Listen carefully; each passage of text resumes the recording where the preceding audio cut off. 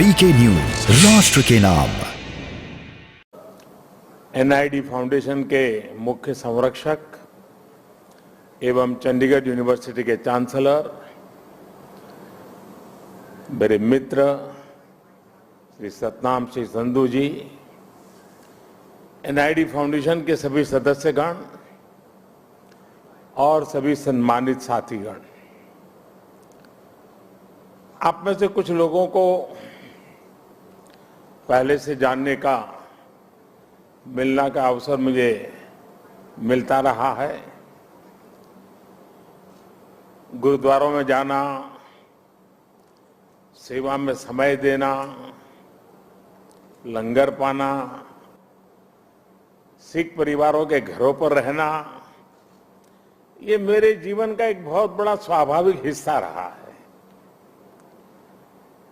यहां प्रधानमंत्री आवास में भी समय समय पर सिख संतों के चरण पड़ते रहते हैं और ये मेरा बड़ा सौभाग्य रहा है। उनकी संगत का सौभाग्य मुझे अक्सर मिलता रहता है। भाइयों और बहनों, जब मैं किसी विदेश यात्रा पर जाता हूं तो वहां भी जब सिख समाज के साथियों से मिलता हूं तो मन गर्व से भर उठता है। 2015 की मेरी कनाडा यात्रा आप में से कई लोगों को याद होगा और दल्ला जी तो मैं मुख्यमंत्री नहीं था तब से जानता हूं। ये कनाडा के लिए 4 दशकों में किसी भारतीय प्रधानमंत्री की पहली स्टैंड एलोन बायलैटरल विजिट थी और मैं केवल ओटावा और टोरंटो ही नहीं गया था। मुझे याद है तब मैंने कहा था कि मैं वैंकूवर जाऊंगा और मैं वहां जाना चाहता हूं। मैं वहां गया, गुरुद्वारा खालसा दीवान में मुझे माथा टेकने का सौभाग्य मिला। संगत के सदस्यों से बहुत अच्छी बातें हुई। इसी तरह 2016 में जब मैं ईरान गया तो वहां भी तेहरान में भाई गंगा सिंह सभा गुरुद्वारा जाने का मुझे सौभाग्य मिला। मेरे जीवन का एक और अविस्मरणीय क्षण फ्रांस में नव शपेल इंडियन मेमोरियल की मेरी यात्रा भी है। यह मेमोरियल विश्व युद्ध के समय भारतीय सैनिकों के बलिदान के लिए उन्हें श्रद्धांजलि देता है और इनमें भी एक बड़ी संख्या हमारे सिख भाइयों की थी। यह अनुभव इस बात का उदाहरण है कि कैसे हमारे सिख समाज ने भारत और दूसरे देशों के रिश्तों की एक मजबूत कड़ी बनने का काम किया है। मेरा सौभाग्य है कि आज मुझे इस कड़ी को और मजबूत करने का अवसर मिला है और मैं इसके लिए हर संभव प्रयास भी करता रहता हूं। साथियों, हमारे गुरुओं ने हमें साहस और सेवा की सीख दी है। दुनिया के अलग अलग हिस्सों में बिना किसी संसाधन के हमारे भारत के लोग गए और अपने श्रम से सफलता के मुकाम हासिल किए। यही स्पिरिट आज नए भारत की स्पिरिट बन गई है। नया भारत नए आयामों को छू रहा है, पूरी दुनिया पर अपनी छाप छोड़ रहा है। कोरोना महामारी का एक कालखंड इसका सबसे बड़ा उदाहरण है। महामारी की शुरुआत में पुरानी सोच वाले लोग भारत को लेकर चिंताएं जाहिर कर रहे थे। हर कोई कुछ न कुछ कहता रहता था, लेकिन अब लोग भारत का उदाहरण देकर के दुनिया को बताते हैं कि देखिए भारत ने ऐसा किया है। पहले क्या कहा जा रहा था कि भारत की इतनी बड़ी आबादी, भारत को कहां से वैक्सीन मिलेगी, कैसे लोगों का जीवन बचेगा। लेकिन आज भारत वैक्सीन का सबसे बड़ा सुरक्षा कवच तैयार करने वाला देश बनकर के आज उभरा है। श्री अकाल करोड़ों वैक्सीन डोज हमारे देश में लगाई चुकी है। आपको भी सुनकर गर्व होगा कि इसमें भी 99% वैक्सीनेशन हमारी अपनी मेड इन इंडिया वैक्सीनेशन से हुआ है। इसी कालखंड में हम दुनिया के सबसे बड़े स्टार्टअप इकोसिस्टम में से एक बनकर के उभरे हैं। हमारे यूनिकॉर्न्स की संख्या लगातार बढ़ रही है। भारत का ये बढ़ता हुआ कद, ये बढ़ती हुई साख, इससे सबसे ज्यादा किसी का सर ऊंचा होता है तो वो हमारे डायस्पोरा का है। क्योंकि जब देश का सम्मान बढ़ता है तो लाखों करोड़ों भारतीय मूल के लोगों का भी उतना ही सम्मान बढ़ जाता है। उनके प्रति दुनिया का नजरिया बदल जाता है। इस सम्मान के साथ नए अवसर भी आते हैं, नई भागीदारियां भी आती हैं और सुरक्षा की भावना भी मजबूत होती है। हमारे भारतीय डायस्पोरा को तो मैं हमेशा भारत का राष्ट्रदूत मानता रहा हूं। सरकार जो भेजती है वो तो राजदूत है, लेकिन आप जो है राष्ट्रदूत है। आप सभी भारत से बाहर मां भारती की बुलंद आवाज है, बुलंद पहचान है। भारत की प्रगति देखकर आपका भी सीना चौड़ा होता है, आपका भी सिर गर्व से ऊंचा होता है। परदेश में रहते हुए आप अपने देश की भी चिंता करते हैं, इसलिए विदेश में रहते हुए भारत की सफलता को आगे बढ़ाने में, भारत की छवि को और मजबूत करने में भी आपकी बहुत बड़ी भूमिका है। हम दुनिया में कहीं भी रहे, इंडिया फर्स्ट, राष्ट्र प्रथम हमारी पहली आस्था होनी चाहिए।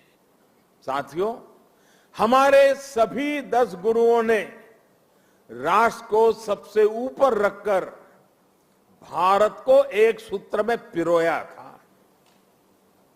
गुरु नानक देव जी ने पूरे राष्ट्र की चेतना को जगाया था, पूरे राष्ट्र को अंधकार से निकालकर प्रकाश की राह दिखाई थी। हमारे गुरुओं ने पूरब से पश्चिम, उत्तर से दक्षिण पूरे भारत की यात्राएं की। हर कहीं पर भी जाइए, उनकी निशानियां हैं, उनकी प्रेरणाएं हैं, उनके लिए आस्था है। पंजाब में गुरुद्वारा हरमंदिर साहिब जी से लेकर उत्तराखंड में गुरुद्वारा हेमकुंड साहिब तक, महाराष्ट्र में गुरुद्वारा हुजूर साहिब से लेकर हिमाचल में गुरुद्वारा पांटा साहिब तक, बिहार में तख्त श्री पटना साहिब से लेकर गुजरात के कच्छ से गुरुद्वारा लखपत सिंह साहिब तक हमारे गुरुओं ने लोगों को प्रेरणा दी, अपनी चरण रथ से इस भूमि को पवित्र किया। इसलिए सिख परंपरा वास्तव में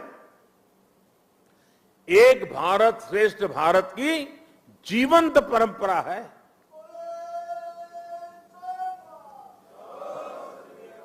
भाई और बहनों, आजादी की लड़ाई में और आजादी के बाद भी सिख समाज का देश के लिए जो योगदान है, उसके लिए पूरा भारत कृतज्ञता अनुभव करता है।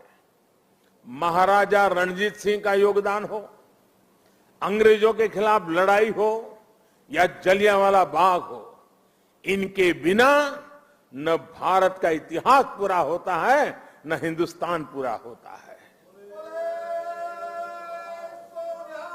आज भी सीमा पर खड़े सिख सैनिकों के शौर्य से लेकर देश की अर्थव्यवस्था में सिख समाज की भागीदारी और सिख एनआरआई के योगदान तक, सिख समाज देश के साहस, देश का सामर्थ्य और देश के श्रम का पर्याय बना हुआ है। साथियों, आजादी का अमृत महोत्सव हमारे स्वतंत्रता संग्राम के साथ साथ हमारी संस्कृति और विरासत को सेलिब्रेट करने का भी अवसर है, क्योंकि आजादी के लिए भारत का संघर्ष केवल एक सीमित कालखंड की घटना नहीं है। इसके पीछे हजारों साल की चेतना और आदर्श जुड़ी थी। इसके पीछे आध्यात्मिक मूल्य और कितने ही तप त्याग जुड़े हुए थे। इसलिए आज देश जब एक तरफ आजादी का अमृत महोत्सव मनाता है, तो साथ ही लाल किले पर गुरु तेग बहादुर जी का 400वां प्रकाश पर्व भी मनाता है। श्री अकाल। गुरु तेग बहादुर जी के 400वें प्रकाश पर्व के पहले हमने गुरु नानक देव जी का 550वां प्रकाश पर्व भी पूरी श्रद्धा के साथ देश विदेश में मनाया था। गुरु गोविंद सिंह जी के 350वें प्रकाश पर्व का सौभाग्य भी हमें ही मिला था। साथियों, इसके साथ ही इसी कालखंड में करतारपुर साहिब कॉरिडोर का निर्माण भी हुआ। आज लाखों श्रद्धालुओं को वहां शीश नवाने का सौभाग्य मिल रहा है। लंगर को टैक्स फ्री करने से लेकर हरमिंदर साहब को एफसीआरए की अनुमति तक, गुरुद्वारों के आसपास स्वच्छता बढ़ाने के लेकर उन्हें बेहतर इंफ्रास्ट्रक्चर से जोड़ने तक देश आज हर संभव प्रयास कर रहा है। और मैं सतनाम जी का आभार व्यक्त करता हूं। उन्होंने जिस प्रकार से वीडियो को संकलित करके दिखाया, पता चल सकता है कि पूरी श्रद्धा के साथ हर क्षेत्र में किस प्रकार से काम हुआ है। आप लोगों से समय समय पर जो सुझाव मिलते हैं, आज भी काफी सुझाव मेरे पास आपने दिए हैं। मेरा प्रयास रहता है कि उनके आधार पर देश सेवा के रास्ते पर आगे बढ़ता रहे। साथियों, हमारे गुरुओं के जीवन की जो सबसे बड़ी प्रेरणा है, वो है हमारे कर्तव्यों का बोध। आजादी के अमृत काल में देश भी आज कर्तव्यों को प्राथमिकता देने की बात कर रहा है। सबका साथ, सबका विकास, सबका विश्वास और सबका प्रयास, यही मंत्र हम सबको भारत के उज्जवल भविष्य को सुनिश्चित करता है। एक कर्तव्य केवल हमारे वर्तमान के लिए नहीं है, ये हमारे और हमारे देश के भविष्य के लिए भी है, ये हमारी आने वाली पीढ़ियों के लिए भी है। उदाहरण के तौर पर आज पर्यावरण देश और दुनिया के सामने एक बड़ा संकट है। इसका समाधान भारत की संस्कृति और संस्कारों में है। सिख समाज इसका जीता जागता उदाहरण है। सिख समाज में हम जितनी चिंता पिंड की करते हैं, उतनी ही पर्यावरण और प्लेनेट की भी करते हैं। प्रदूषण के खिलाफ प्रयास हो, कुपोषण से लड़ाई हो, या अपने सांस्कृतिक मूल्यों की रक्षा हो, आप सभी इसी तरह के हर प्रयास से जुड़े नजर आते हैं। इसी श्रृंखला में मेरा आपसे एक आग्रह भी और है। आप जानते हैं कि अमृत महोत्सव में देश ने के सभी जिलों में, यानी हर जिले में 75 अमृत सरोवर का संकल्प लिया है। आप भी अपने पिंडों में अमृत सरोवरों के निर्माण का अभियान चला सकते हैं। साथियों, हमारे गुरुओं ने हमें आत्मसम्मान और मानव जीवन के गौरव का जो पाठ पढ़ाया, उसका भी प्रभाव हमें हर सिख के जीवन में दिखता है। आजादी के अमृत काल में यही देश का भी संकल्प है। हमें आत्मनिर्भर बनना है। गरीब से गरीब व्यक्ति का जीवन बेहतर करना है। इन सब प्रयासों में आप सभी की सक्रिय भागीदारी होना और आप सबका सक्रिय योगदान होना बहुत अनिवार्य और आवश्यक है। मुझे पूरा भरोसा है गुरुओं के आशीर्वाद से हम सफल होंगे, जल्द एक नए भारत के लक्ष्य तक पहुंचेंगे। इसी संकल्प के साथ आप सभी को मैं बहुत बहुत धन्यवाद देता हूं। आपका यहां आना वो मेरे लिए संगत से भी बहुत ज्यादा है और इसलिए आपकी ये कृपा बनी रहे। और मैं हमेशा कहता हूं ये प्रधानमंत्री निवास स्थान ये मोदी का घर नहीं है, ये आपका अधिकार क्षेत्र है, ये आपका है। इसी भाव से, इसी अपनेपन से हमेशा हमेशा हम मिलकर के मां भारती के लिए, हमारे देश के गरीबों के लिए, हमारे देश के हर समाज के उत्थान के लिए हम अपना कार्य करते रहें। गुरुओं के हम आशीर्वाद हम पर बने रहें। इसी एक भावना के साथ मैं फिर एक बार आप सबका बहुत बहुत धन्यवाद करता हूं। वाहे गुरु का खालसा, वाहे गुरु की फतेह।